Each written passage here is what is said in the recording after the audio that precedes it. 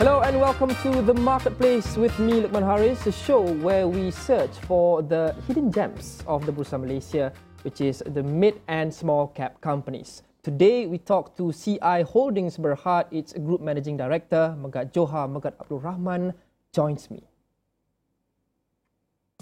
Incorporated in 1978, CI Holdings was converted to a public company in 1982 and was listed on the main board of Bursa Malaysia the following year. Today, CI Holdings has 4 subsidiaries in a number of industries, ranging from edible oil products to the manufacturing of water taps and plumbing accessories. The company now has an international reach spanning a few continents, including the Middle East, Africa and North America. CI Holdings Berhad Group Managing Director Megat Joha, welcome to the Marketplace. Thank you. First of all, you are a company which is big in palm oil and you also export most of your products. How has the anti-palm oil sentiment in the EU affected you, if any? Well, as a group per se, we have not been severely affected directly because the EU is not one of our major markets. Because we export mainly to the Middle East, South Asia, namely Pakistan, Bangladesh, Afghanistan, together with Africa. So we're not really affected by any anti-palm oil lobbying by the EU. But has the sentiment reverberated to other continents as well in terms of user awareness? None at all. You mentioned the word lobbying just now. What do you mean by that? Well, from what we gather, there's a concerted effort by the more developed nations wherein they try to encourage free trade, but however they try and steer free trade towards their products. Having said that, they try to lobby the markets to perhaps buy a lot more stuff from their countries, whereas suppose they are trying to discourage their own nationals from buying from our parts of the world. It's quite an interesting and heavy accusation, in fact. But so you think that all the negative sentiments surrounding palm oil produced in Malaysia in the EU are unjustified? I would have to say it is unjustified because I feel that because we are a low-cost producing region, so when you can't compete on the basis of cost, your competitors will look for other means to compete in the marketplace, so to speak. So having said that, then they have to resort to other methods of trying to steer their consumers from purchasing palm oil. Right. Nevertheless, another challenge that the palm oil industry has been facing is increasing competition from other commodities, including soybean oil, which has presented more and more of a challenge to CPO prices and CPO products. How has this affected you? Well, on a global stage, I would reckon the total production and total demand for vegetable oil would be in the region of about 180 to 190 million tons per annum. Palm oil or palm oil is only like 1/3 of that. And having said that, the market is big enough and it's large enough for the world economies to absorb all the productions in the world, because out of the 180, about 40% of that is taken up by India and China. So you can imagine the potential there is for regions which are really growing, for instance, like in Africa, as well as in the Middle East. Recently, back to this country, recently we've been seeing a rise in inflation. It has subsided for the past few months, for the past few quarters, but we've seen generally a general trend of increase in inflation, and the cost of food and the cost of raw ingredients in food has contributed significantly in this. Do you think this in any way will affect sentiment towards the buying of food products, and can that affect you? No, because our food product is considered a fast-moving consumer good, which is a staple. Like it or not, people will still have to eat.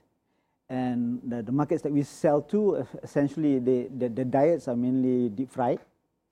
So they need lots of oil, and the properties of olein makes it suitable enough for high heat deep frying of food. And with regards to inflation for CI per se, we're not affected directly because our business model is essentially we sell on a forward basis, on forward price basis, where we quote the price for the next 2 or 3 months, and we factor all this into the price quotation which we give to our customers. I want to sidetrack a bit because it's interesting you mentioned deep fried food, because is there a formula for you to be to market and to sell your products actively but still not undermine the efforts to eat healthy, because a lot of your products are essentially oil? Is there a way for you to do that? Well, eating healthy is, how should I say, is relative. Obviously, not all of us will be eating fried food every day for every single meal. Having said that, per capita, we don't eat that much anyway of oil. Per capita in You're talking about Malaysians or? In Malaysia, generally, the per capita consumption is only 20 kilos per annum, per person. That is only for 4 PET bottles of 5 kilos each. So that's not much, if you were to think about it, and divide that by 365 days in a year. So you think the rate of we eating unhealthy food is not alarming, at least in Malaysia? No, it's not. All right, we'll come back with Megat Joha, Megat Abdul Rahman, Group Managing Director of CI Holdings Berhad on the marketplace. We'll be right back. Don't go anywhere.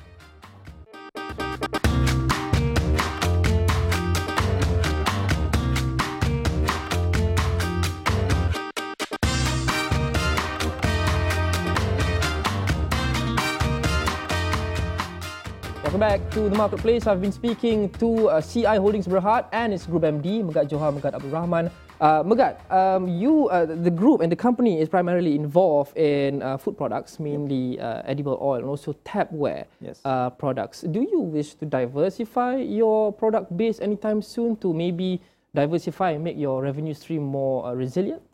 Not at the moment, because we reckon we have still yet to hit economies of scale with regards to even our exportation of oil. So for now, for the immediate future, we reckon we'll just consolidate where we are. We'll produce more effectively, more efficiently to increase our margins. So having said that, we don't feel that it's necessary as of now to invest in other areas of the to diversify our not even within the food sector. Do you wish to diversify products within the food sector itself? No, we reckon we don't foresee ourselves going upstream nor downstream. So we will perhaps pretty much focus on what we're doing now and perhaps do a better job at it. You feel that you've not reached scale so far? No. What are you doing to achieve that scale? We're increasing capacity. In what way? We are building additional capacity with regards to plant machinery, as well as to extending our factories and expanding our markets as well. How much of an advanced cost does this present to you before you realize profits from additional operational costs by increasing your capacity? It will be almost immediate, because installing and new capacity with regards to plants and machinery won't take that long. Anything between 3 to 6 months, depending on the type of machines that you have to bring in. And because we get oil on a readily basis, it's essentially the time factor which builds into the cost is basically the facilities, the infrastructure. Will the capacity addition involve the addition of workers as well at your end? Yes and no. Yes, there'll be some additional employees, but we reckon not too much, because we are now investing in more efficient and more automated machines, because we have to rely less on workers. Are you hiring less people, or are you also maybe having to let go of existing employees because of increased automation? No, neither. You mean? No, we are not. How should I say? We're not deploying people elsewhere, but in the other sense of the word, we are also hiring, but not as much as you would used to run the same line. Right. How many of CI Holdings employees are locals and foreign workers? Well, that's a tricky one. Would you say more than half of your employees are foreign workers? I would say no. Pretty much it will be equal. In terms of giving back to the society, I'm sure the company has done a lot, but in terms of job generation, are you looking to decrease the allocation for foreign workers and increase jobs for locals in your plants? Yes, we are. Do you have a specific target in terms of number? No, nothing specific. But we foresee that moving forward, we would need to employ more locals as opposed to foreigners. Right, let's go to your regional expansion. You export most of your products mainly towards to Africa, but you have significant exposure in the Middle East as well. And as most of us already know, that particular region has been particularly volatile in recent times. Has this affected you in any way? Your operations there? Not really. Why so? Are you not sufficiently exposed to countries in the Middle East? Not really, because most of our customers, they are based out of Dubai, in the UAE. So essentially, Dubai is the point for transshipment to all the other regions. And being there for quite some time now, our customers, they know which routes to use, which liners to use to transship their products, which we sell directly to them in Dubai. Talking about international developments and how it affects you, most of your sales are settled in US dollar, while costs are billed in Malaysian ringgit. The Malaysian ringgit has been improving in recent times, but it has been generally volatile. It still continues to be volatile. How much are you exposed to this, the volatility of the local currency? Well, volatility per se is inherent because we are basically an export-oriented industry. But we take the necessary steps to hedge our future proceeds, which comes in the US dollars. So essentially, we don't really take any forex risk per se.